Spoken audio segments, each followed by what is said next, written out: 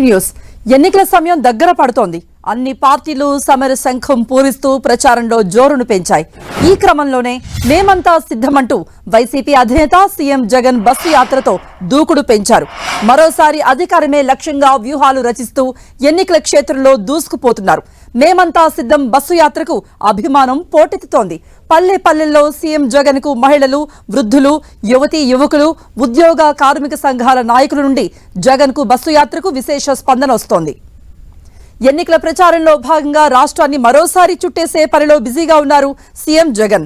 మేమంతా సిద్ధం బస్సు యాత్రతో మళ్లీ ప్రజలతో మమేకమవుతున్నారు. మరి కాసేపట్లో అన్నమయ్య జిల్లా చీకటిమానుపల్లె నుండి బస్సు యాత్ర ప్రారంభం కానుంది. మొలకల చెరువు, పెద్దపాలెం, వేపురి కోట మీదుగా బుర్రకాయల కోట క్రాస్, గొల్లపల్లి మీదుగా అంగళ్లకు బస్సు యాత్ర చేరుకోనుంది.